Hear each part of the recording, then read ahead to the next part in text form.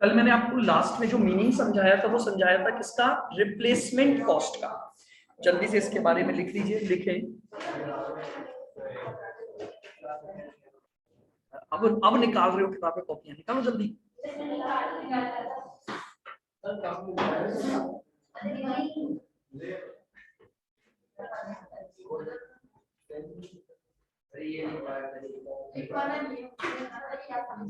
लिखें, it is the cost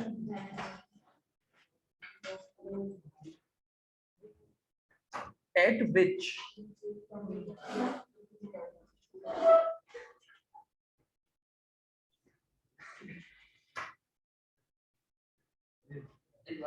opportunity cost, ठीक है सभी का भी बताता हूं, 2 मिनट। It is the cost at which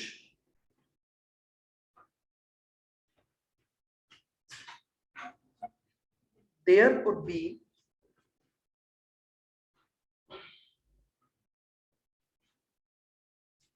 purchase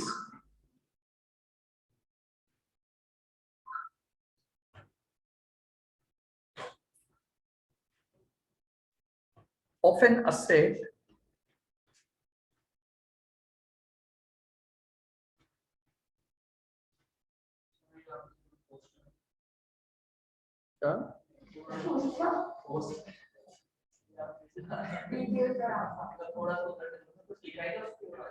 नहीं कुछ नहीं लिखा। asset or material identical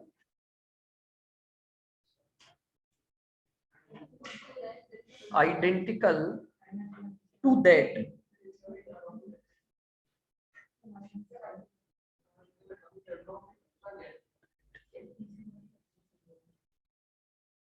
which is being replaced। लीजिए, तो रिप्लेसमेंट कॉस्ट का जो बेसिक मतलब हुआ कि ये वो कॉस्ट है जो हम इनकर्ड करेंगे किसी असेट को परचेस करने या एक मटेरियल को परचेस करने, जो कि आइडेंटिकल होना चाहिए, यानी सिमिलर नेचर का होना चाहिए। अगर मैं इस प्रोजेक्टर को रिप्लेस कर रहा हूं तो प्रोजेक्टर से ही रिप्लेस होगा, एक मशीन को रिप्लेस कर रहा हूं तो उसी तरह की मशीन से रिप्लेस होगा। तो वो कॉस्ट जो मुझे उस आइडेंटिकल मटेरियल या आइडेंटिकल असेट को एक्वायर करने के लिए क्या करनी पड़ेगी, पे करनी पड़ेगी, उसे मैं क्या बोलूंगा? रिप्लेसमेंट कॉस्ट बोलूंगा। हाँ जी साविका, मैंने कल एक कॉस्ट बताई थी, अपॉर्चुनिटी कॉस्ट। सुनना, देखिए, देखो मैं दोबारा से आपको बताता हूं। अपॉर्चुनिटी कॉस्ट का मतलब होता है cost of next best alternative. अब ये क्या चीज होता है? Cost of next best alternative. देखिए क्या होता है, आप जब कोई भी वर्क करते हो तो उस वर्क के अलावा आपके पास वर्क करने के कई और भी ऑल्टरनेटिव होते हैं। जैसे मान लीजिए फॉर एग्जांपल की मैं बात करूं, मान लो मैं एक प्रोडक्ट P1 बनाना चाहता हूं और मुझे ये पता है कि अगर मैं ये P1 बनाऊंगा तो P1 में मुझे 15,000 का फायदा होने वाला है। अगर मैं प्रोडक्ट P1 बनाऊंगा तो इस P1 पर मुझे कितना फायदा होने वाला है? 15,000 का। नाउ फिर मेरे पास एक प्रोडक्ट P2 है, अगर मैं इसको बनाऊंगा तो मुझे 18,000 का फायदा होगा, और अगर मैं P3 बनाऊंगा तो मुझे 20,250 का फायदा होगा। मेरे पास 3 प्रोडक्ट हैं, 3 ऑल्टरनेटिव हैं, या मैं ये बोलूं कि मेरे पास 3 अपॉर्चुनिटीज हैं काम को करने की।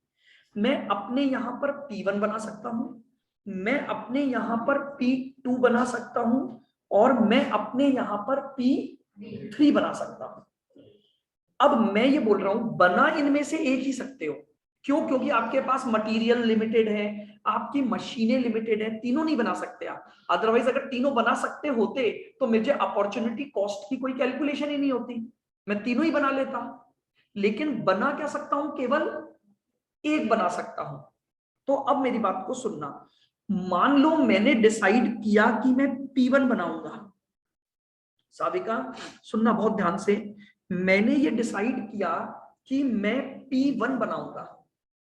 अब अगर P1 बनाऊंगा तो सेक्रीफाइस क्या क्या करना पड़ेगा, मुझे P2 और P3 दोनों सेक्रीफाइस करने पड़े होंगे या नहीं पड़े होंगे। जब ये दोनों सेक्रीफाइस करूंगा तो P1 बना पाऊंगा। तो अब मेरा जो नेक्स्ट क्वेश्चन है वो ये है, अगर मैं P1 न बनाता, मैंने डिसीजन ले लिया है P1 बनाने का, लेकिन अब मैं क्या बोल रहा हूं कि अगर मैं P1 न बनाता तो बताओ P2 और P3 में से क्या बनाता। क्या ये बात समझ आ रही है सबको?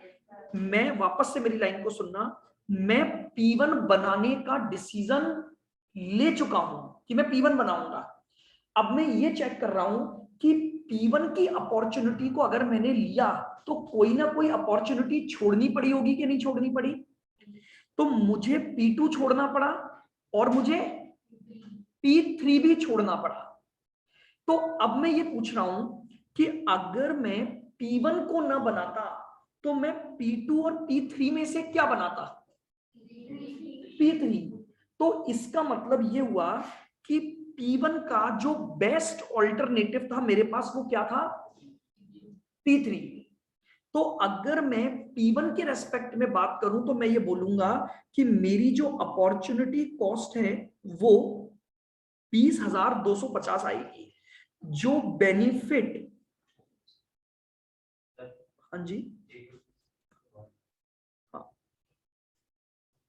जो बेनिफिट मेरा लॉस्ट हो गया वो बेनिफिट लॉस्ट मेरी अपॉर्चुनिटी कॉस्ट बनेगी। बोलो साविका, आया आप समझ में?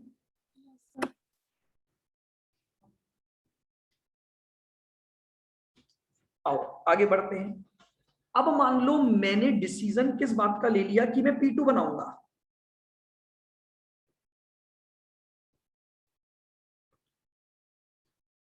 डिसीजन लिया मैंने किसका, P2 बनाने का।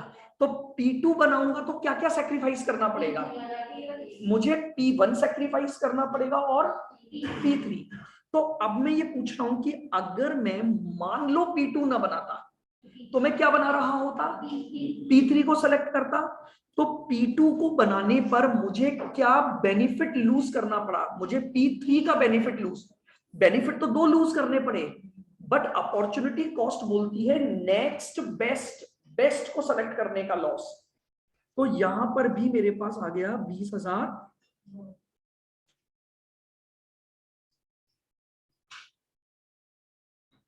ये मेरा बेनिफिट लॉस्ट बना।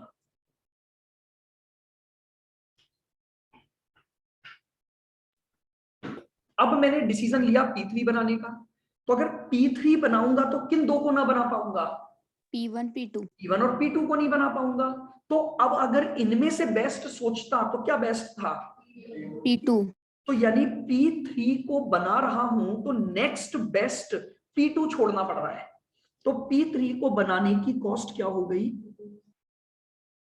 18,000।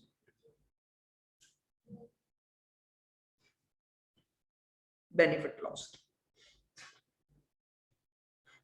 सर हमेशा ग्रॉस वैल्यू ही होगी ना अपॉर्चुनिटी कॉस्ट। आप चाहें तो देखिए एग्जाम में तो जब तक, क्योंकि आप तो ऑब्जेक्टिव पेपर दे रहे हो, सब्जेक्टिव में तो हम फिर भी मैं बताता हूं कि आप लिखें, जब आप इसको अगले लेवल पर कॉस्टिंग पढ़ेंगे तो मैं आपको बताऊंगा कि आपको दोनों आंसर देने, क्योंकि वहां सब्जेक्टिव लिखना है, बट यहां तो आपको बेसिकली ऑब्जेक्टिव आंसर देने हैं। तो ऑब्जेक्टिव तो आपके पास उसी अकॉर्डिंग चलेगा।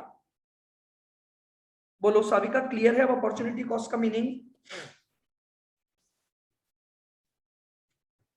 तो आगे बढ़े अपन, चलिए। मौन रहना स्वीकृति के समान है। भाई साविका मौन है तो इसका मतलब पढ़ा होगा ना लॉ में। मैंने यस बोला था। अच्छा बोला क्या, मेरे को आवाज नहीं आई आपकी, बहुत धीरे बोला आपने, मन में ही बोला क्या? चलो आ गया ना समझ में? चलो अब आगे बढ़ते हैं अपन। तो बताओ यहां तक की सारी कॉस्ट क्लियर है? Now the last cost is avoidable and unavoidable cost. हालांकि फिर हम बार बार इनको पढ़ चुके हैं, बट नाम बार बार आपको पढ़ने हैं। तो आइए लिखें अवॉइडेबल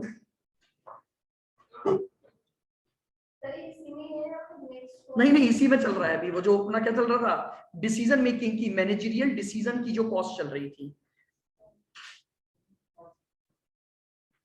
अनअवॉइडेबल।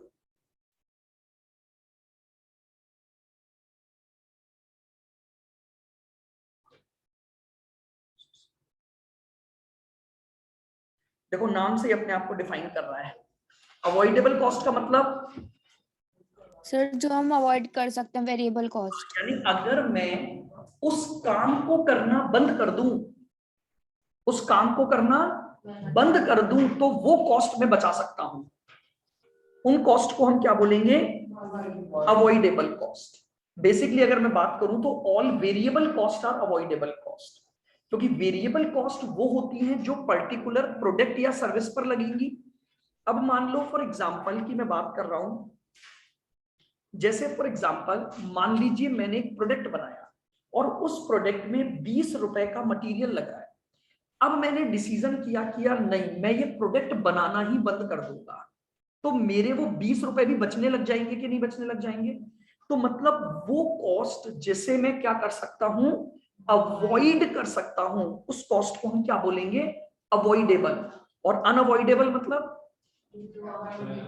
जो लगेगी ही लगेगी, जिसको मैं अवॉइड नहीं कर सकता। जैसे कि फिक्स कॉस्ट, जो फिक्स कॉस्ट है वो लगेंगी ही लगेंगी, उनको मैं अवॉइड नहीं कर सकता। जैसे फॉर एग्जांपल मान लो अभी सारी ट्यूशंस ऑनलाइन शिफ्ट हो जाएं, तो क्या मुझे यहाँ का रेंट देना पड़ेगा? बिल्कुल देना पड़ेगा। यस। बिजली का बिल थोड़ा तो आएगा ही ना, फिक्स्ड रेंट तो आएगा ही आएगा। समझ रहे हैं? तो वो कॉस्ट क्या है मेरी? अनअवॉइडेबल। क्लियर बिल्कुल यहां तक? तो अब इन बातों को लिख लो, दोनों चीजों को। तो लिखो अवॉइडेबल के नीचे। हाँ किसको? अवॉइडेबल कॉस्ट का मतलब है जिस कॉस्ट को बचाया जा सकता है अगर वो काम ना करूं तो मैं यहां पर एक भी क्लास नहीं लूंगा तो भी रेंट तो देना पड़ेगा ना, तो अवॉइड कहां होगा रेंट? अवॉइड कब होगा? सुनो, मैं इस प्रोमाइसेस को ही हटवा दूंगा, बट ऐसा थोड़ी करूंगा फिर ये सारा फर्नीचर भाई दोबारा भी तो खुलेगा, तो फिर कहां पढ़ाऊंगा? पेड़ के नीचे? सर जैसे अभी आप एक दिन क्लास नहीं लेते, हाँ आपका ये लैपटॉप यूज में नहीं आ रहा, इसका अवॉइड डेप्रिशिएट एक एक दिन तो ऐसे थोड़ी होता है कि अवॉइडेबल। मतलब एक दिन नहीं, 2 महीने 3 महीने नहीं। तो जितने महीने आया मैं उतने महीने का डेप्रिसिएशन लगा। मुझे एक बात बताओ, मैंने इसको यूज नहीं किया, डेप्रिसिएट हो रहा है कि नहीं हो रहा है? पड़े पड़े भी होता है। आप एक कार लाए, आप उसको शोरूम से बाहर निकालो और बाहर निकाल के वहीं खड़ी कर दो 2 साल तक, फिर दोबारा बेच, बोले मैंने तो चलाई नहीं, 1 किलोमीटर भी नहीं चलाई, कि आपको सेम प्राइस मिल जाएगी? तो फिर अवॉइडेबल हो गई या अनअवॉइडेबल हुई वो? यानी वो डेप्रिसिएशन की अगर मैं बात करूं तो वो तो हमेशा ही आपका अनअवॉइडेबल है, होगा ही होगा। केवल वेरिएबल कॉस्ट है जिनको आप अवॉइड कर सकते हो, फिक्स कॉस्ट कभी भी अवॉइड नहीं हो सकती, वो लगेगी ही लगेगी। वेरिएबल कॉस्ट जैसे मटेरियल हो गया, वेजेस हो गए। अब जैसे मान लो फॉर एग्जांपल मैं आपको एक बात करता हूं, मान लो 2 महीने के लिए सब कुछ ऑनलाइन हो रहा है, तो मैंने यहाँ पर जो सफाई करने वाले आते हैं, मैंने उनको बोला कि अब 2 महीने मत आना, खुलेगा ही नहीं है, तो क्या अब भी उनको मैं उसकी वो दूंगा? मैं उसको वो कॉस्ट अवॉइड हो जाएगी। तो वेजेस हो गई, बेसिकली वेजेस हुई, मटेरियल कॉस्ट हुई, या कोई भी ऐसा डायरेक्ट एक्सपेंसेस जो पर्टिकुलर उस प्रोडक्ट या सर्विस के साथ जुड़ा हुआ है, केवल वही कॉस्ट अवॉइडेबल होती है। इसीलिए इनको वेरिएबल और फिक्स्ड भी बोल दिया जाता है। तो लिखें दोस cost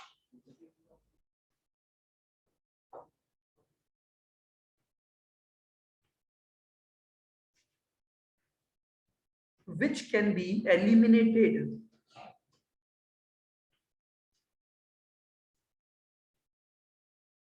those costs which can be eliminated if a particular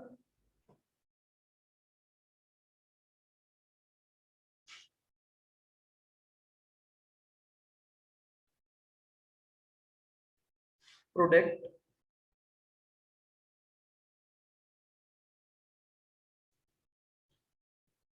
or department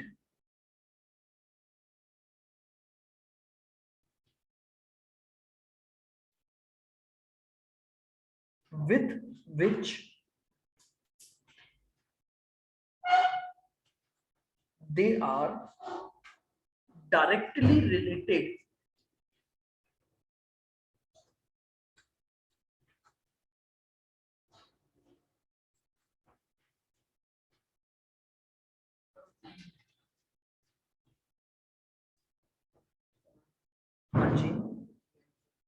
is discontinuable.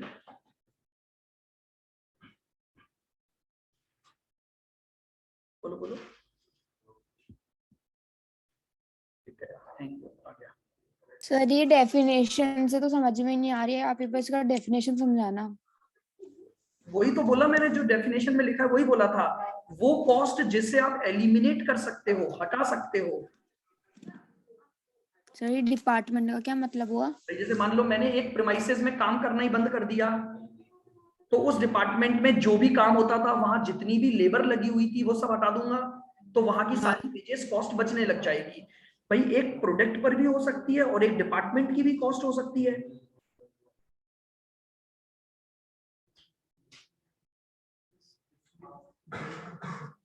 Discontinue, भाई सीधी सी बात है। मान लो फॉर एग्जांपल मेरा जो बिजनेस है वो 3 डिपार्टमेंट में चल रहा है, या मेरी 3 ब्रांचेस हैं, मैंने एक ब्रांच को टोटली बंद कर दिया, तो अब अगर एक ब्रांच को बंद किया तो उसे खाली करूंगा कि नहीं करूंगा? हाँ सर। जो वर्कर्स है उनको भी हटा दिया, मैंने कहा भैया कॉस्ट कटिंग करनी है, रिट्रेंच करना है, वर्कर्स को हटा दो। तो जब वर्कर्स को हटा दूंगा तो मेरी वेरिएबल कॉस्ट लगना बंद हो जाएगी, तो उन कॉस्ट को मैं बोलता हूं अवॉइडेबल। यानी वो क्लियरली बोल रहा है अगर आप कोई काम करना बंद कर देते हो, डिसकंटिन्यू कर देते हो किसी काम को करना, तो उस केस में उस प्रोजेक्ट या उस डिपार्टमेंट के ऐसे खर्चे जो कि आप एलिमिनेट कर सकते हो, यानी जिनका लगना बंद हो जाएगा, उन सभी कॉस्ट को हम क्या बोलते हैं? अवॉइडेबल। अनअवॉइडेबल में लिखें।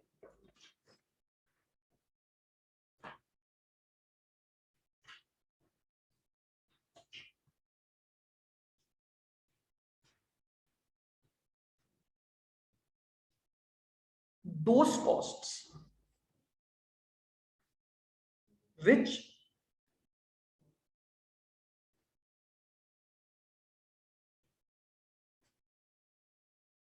will not be eliminated.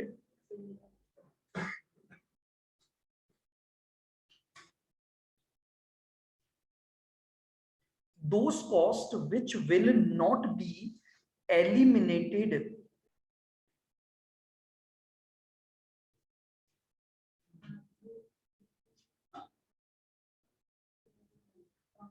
if product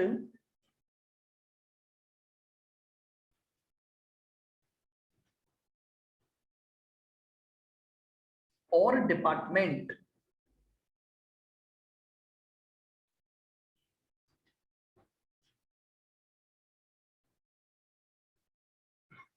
discontinue, not be eliminated or can be eliminated, बस इतना सा ही डिफरेंस है।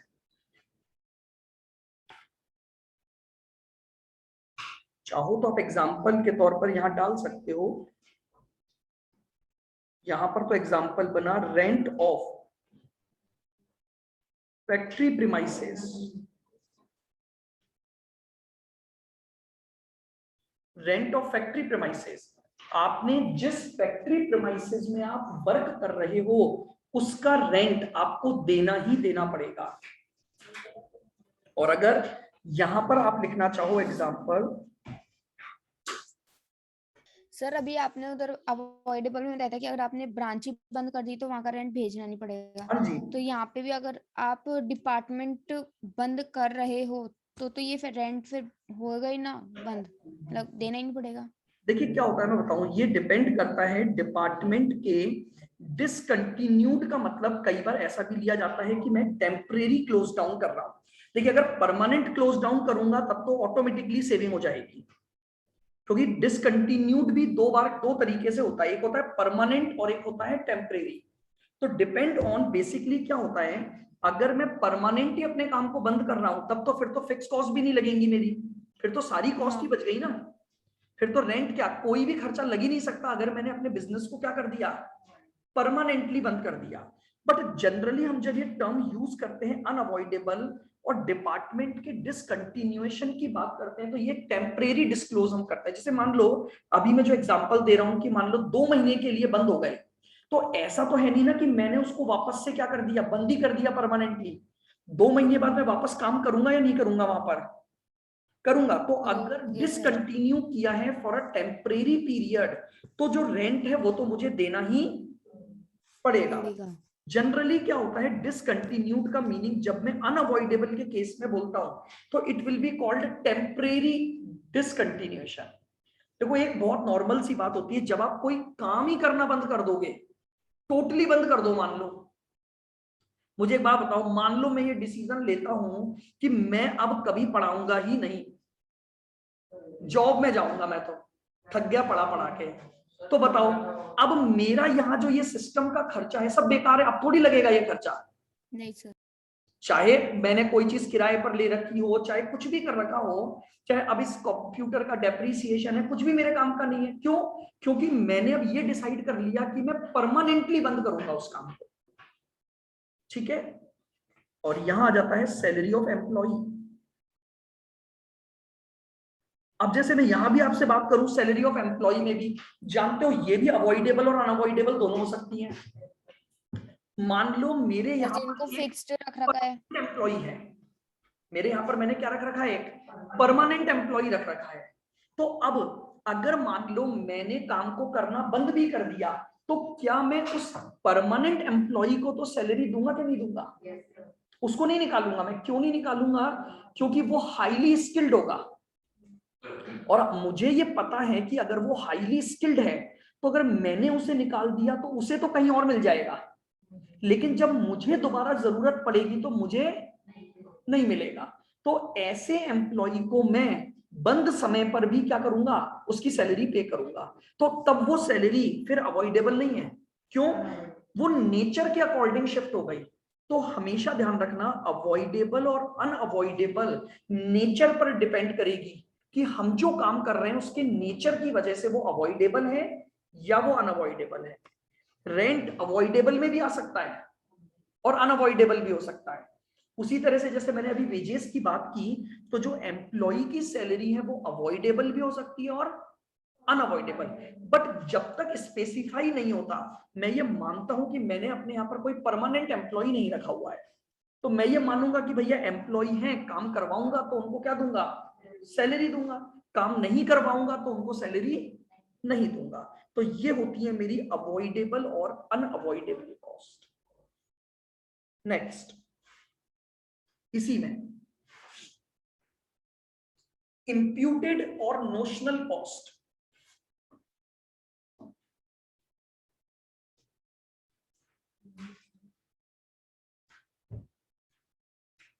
और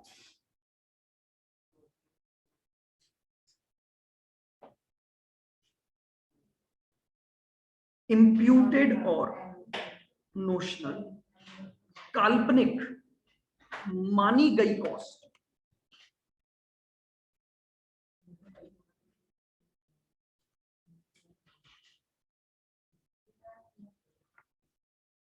नोशनल का मतलब होता है काल्पनिक, कॉस्ट इनकर्ड नहीं हो रही है, कोई कैश फ्लो नहीं हो रहा है, does not involve any cash outflow, but फिर भी ये कॉस्ट चलती है, विच इज कॉल्ड नोशनल या इंप्यूटेड कॉस्ट। देखिएगा, जैसे मान लो फॉर एग्जांपल, सर ये मैनेजरियल का ही पार्ट हाँ जी, उसी का चल रहा है अभी तक, जब तक मैं नई हेडिंग नहीं डालूंगा तब तक ये उसी के पार्ट है। मान लो फॉर एग्जांपल मैं अपने खुद के ओन्ड प्रेमाइसेस में क्लासेस चलाऊं, क्या मुझे रेंट देना पड़ेगा? क्योंकि मेरा खुद के ओन प्रेमाइसेस में मैं क्लासेस चला रहा हूं, there will be no rent. मैं अपना बिजनेस अपने ही प्रेमाइसेस में कर रहा हूं, फिर भी मैं उसका एक नोशनल किराया ले रहा हूं। नोशनल किराया क्यों? ये अज्यूम करते हुए कि अगर यही स्पेस मैंने बाहर कहीं ली होती तो मुझे किराया देना पड़ता ना भाई। मेरे को किराया नहीं देना पड़ा। क्यों नहीं देना पड़ा? क्योंकि मैं अपने प्रेमाइसेस में वर्क कर। Self own but asset use कर। इमोशनली सोचो उस बात को कि अगर मैं खुद के प्रेमाइसेस में नहीं कर रहा होता तो क्या कर रहा होता? मैं रेंटेड प्रेमाइसेस पर होता, और रेंटेड प्रेमाइसेस पर होता तो मुझे क्या देना पड़ता? रेंट देना पड़ता। तो that will be called as notional cost. और समझो, इंटरेस्ट ऑन कैपिटल, मैंने अपने बिजनेस में कैपिटल लगाई तो कैपिटल तो मेरी है ना, मुझे क्या अपने आप को इंटरेस्ट दूंगा मैं? लेकिन सोचो अगर यही पैसा लोन लेकर लगाता तो मुझे देना पड़ता। तो मैं नोशनली अज्यूम करता हूं, इंप्यूटेड, इंप्यूटेड मतलब नोशनल, कल्पना के आधार पर, कि भाई अजम्पशन के आधार पर, कि अगर मैंने ये पैसा जो खुद लगाया, अगर ये पैसा मैं बाहर से लेता तो 8% ब्याज देना पड़ता, तो भैया मुझे भी तो मिलना चाहिए। तो ऐसी कॉस्ट को क्या बोला जाता है? इंप्यूटेड या नोशनल कॉस्ट बोला जाता है, जिसमें कोई कैश आउटफ्लो इन्वॉल्व नहीं है। मैं दूंगा कहां से? मुझे एक बात बताओ, मैं अपने आप को दूंगा तो क्या कर लूंगा? देखा, इस जेब से निकालूं और इस जेब में रख लूं कि भैया इस जेब में जो फीस आई उसमें से मैंने इंटरेस्ट की को निकाली, मैंने कहा कि भैया मेरी कैपिटल पर मुझे इंटरेस्ट दो, और यहां से पैसे निकालकर इस जेब में रख लिए, क्या फर्क पड़ गया? यहां पर फीस आई, रेंट का पैसा निकाला कि भैया ये मेरी प्रेमाइसेस का क्या है, 20,000 का किराया है, और इस जेब में रख लिया, क्या फर्क पड़ गया? समझ लो मेरी बात को, फर्क कुछ नहीं पड़ा ना। ये पता रहेगा कि हमारा प्रॉफिट लॉस। उसीलिए तो हम बात कर रहे हैं, इसीलिए तो मैं टाइप ऑफ कॉस्ट पढ़ा रहा हूं, बट मैं ये बोल रहा हूं कि इसमें कैश फ्लो कहां हुआ? एक्चुअली में तो मैंने किसी को पेमेंट किया ही नहीं ना। जैसे मान लो फॉर एग्जांपल अपन ऐसी बात करें कि मान लो मेरा बेटा इस क्लास में बैठ के सीए में फाउंडेशन कर रहा है, आज मैंने सब बच्चों को बोला भैया फीस जमा करवाओ, फीस जमा करवाओ, उसने भी सुना, शाम को आके घर पे क्या बोलता है? पापा फीस चाहिए, कल फीस जमा करानी है। ठीक है, मैंने उसको क्या दे दिए? फीस के पैसे दे दिए। अब अगले दिन मैं क्लास में आया, मैंने कहा लाओ भैया फीस दो, उसने मुझे क्या दे दी? फीस। तो क्या वो आपको लग रहा है कैश फ्लो हुआ क्या कुछ? वो केवल शिफ्टिंग ऑफ मनी तो हुई ना, that is not cash flow. भाई मेरी एक जेब से पैसा गया और अगले दिन वो पैसा वापस, हाँ, लेकिन आप लोगों ने जो मुझे फीस दी वो मेरी रेवेन्यू, और आपकी तरफ से क्या हुई? वो एक्सपेंडिचर, क्योंकि आपकी तरफ से वो एक्चुअल कैश आउटफ्लो हुआ। तो बेसिकली नोशनल कॉस्ट उन कॉस्ट को बोला जाता है जो एक्चुअली में इनकर्ड नहीं हो रही है, बेसिकली ये शिफ्टिंग ऑफ मनी है बस केवल। इसकी वजह से एक्चुअली कोई कैश आउटफ्लो नहीं होता है, उसे हम क्या बोलते हैं? इंप्यूटेड या नोशनल कॉस्ट। तो लिखो इसको,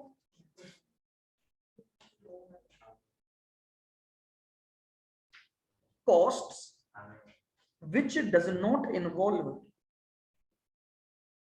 costs which does not involve any cash outflow.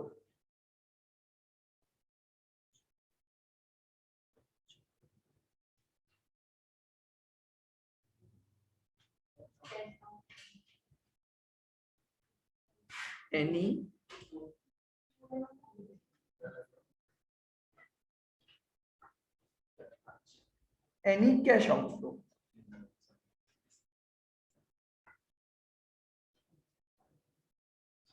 But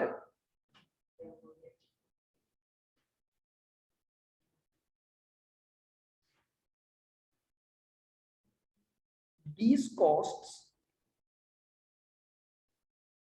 should be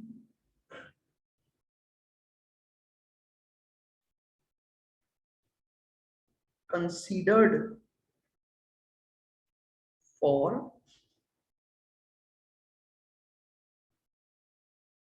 decision making. लेकिन जब मैं किसी भी काम को करने का डिसीजन लूंगा तो इस कॉस्ट का भी मुझे ध्यान रखना पड़ेगा, भले ही मुझे देनी नहीं पड़ रही है। हम ये पढ़ क्या रहे हैं, कैश वाली कॉस्ट नहीं पढ़ रहे हैं, हम पढ़ रहे हैं डिसीजन लेने के लिए क्या क्या कॉस्ट होती है। तो अगर मैं किसी काम को करने का डिसीजन लेना चाहता हूं तो मुझे वहां पर कुछ अगर कोई नोशनल कॉस्ट है तो मुझे उसे भी कंसीडर करते हुए अपना रिजल्ट निकालना पड़ेगा कि अगर मैं ये कॉस्ट इनकर्ड कर रहा हूं इंक्लूडिंग नोशनल कॉस्ट, तो क्या अब मुझे ये काम करना चाहिए या नहीं करना चाहिए। तो हमेशा ध्यान रखना, भले ही ये वो कॉस्ट हैं जिनके रेस्पेक्ट में कोई आउटफ्लो नहीं होता है, फिर भी डिसीजन मेकिंग करते समय या सर कोई क्यों लेते हैं, क्या चीज, सर इन्हें क्यों मतलब ऐड करते हैं अपन अपनी टोटल कॉस्ट में? देखिए ये एक्चुअली में ना आप लोग इंटर और फाइनल लेवल पर पढ़ोगे, अभी मैं अगर इनको डिस्कशन में करने लग गया, ये जितनी कॉस्ट आप पढ़ रहे हो ना ये मिलाकर सबको इंक्लूडिंग डिसीजन लेते हुए करीबन 12 घंटे लगते हैं क्लासेस में, और अभी हम उस पर नहीं जा सकते क्योंकि वो चैप्टर्स आपके पास नहीं है। आप जब इंटर लेवल और फाइनल लेवल पर जाओगे वहां पर जब ये डिसीजन के क्वेश्चंस आएंगे तब वहां पर ये हम प्रॉपर डिस्कशन कर सकते हैं, क्योंकि उनको समझने के लिए हमें अभी कहाँ जाना पड़ेगा, सीधे इंटर और फाइनल के लेवल पर, तो वो और ज्यादा कॉम्प्लिकेटेड हो जाएगा। ठीक है ना, क्यों लेते हैं उसके रीजंस होते हैं, हमें डिसीजन ही कुछ इस तरह के लेने होंगे जहां पर हम इन चीजों को काम में लेते हैं। अभी आपको सिर्फ एक बात ध्यान रखनी है कि अगर कोई इम्प्यूटेड कॉस्ट या नोशनल कॉस्ट आपको दे रखी है तो भले ही it does not involve any cash outflow, but फिर भी आपको इसे क्या करना पड़ेगा, डिसीजन मेकिंग पर्पस से काउंट करना पड़ेगा। क्लियर, बिल्कुल। एग्जाम्पल के तौर पर चाहो तो आप ये दो एग्जाम्पल लिख सकते हो, rent of own premises, rent of own premises ये एक इम्प्यूटेड या नोशनल कॉस्ट है, और interest on capital, interest on capital invested bye owner,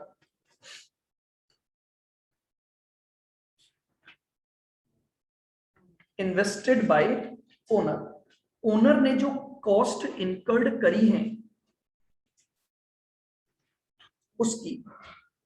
clear, अब ये आपका ये वाला पार्ट कंप्लीट हो गया। कितनी कॉस्ट पढ़ ली आपने इसमें, सर ये 8। Decision making costs, cost according to, और इस पर बहुत सारे क्वेश्चंस बनते हैं ऑब्जेक्टिव, इसलिए बिल्कुल ध्यान रखना। सन कॉस्ट का मीनिंग क्लियर है बिल्कुल, आउट ऑफ पॉकेट कॉस्ट जो जेब से होगी यानी कैश में, डिफरेंशियल जो एक्टिविटी के चेंज होने पर लगी चेंज होगी, हाँ सबसे पहली बता दी ना, marginal cost one additional unit की cost, opportunity cost next best alternative की, फिर रिप्लेसमेंट, अवॉइडेबल अनअवॉइडेबल, और इम्प्यूटेड और नॉशनल। अब आज आप क्या काम करोगे, शुरुआत से लेकर यहां तक का रीड करके आना। कल पहले में यहां तक रोक के इसके अपन ऑब्जेक्टिव क्वेश्चन करेंगे, क्योंकि इसमें थ्योरी है, प्रैक्टिकल मैंने आपको बोला बस एक ही टॉपिक है इसमें, बाकी इसमें पूरी क्या आएगी आपकी। तो अब यहां तक कि आज आप क्या पढ़ लेना, पूरी ये थ्योरी कर लेना, कल अपन पहले इससे रिलेटेड जो 8-10 क्वेश्चन अपने पास हैं अपन वो करेंगे, ताकि आपको ये भी पता लगे कि किस पैटर्न के क्वेश्चंस इस टॉपिक आपके बनने वाले हैं। हाँ बोलो। सर वो आपने ना स्टार्टिंग में जब फिक्स्ड कॉस्ट पढ़ाई थी ना, हाँ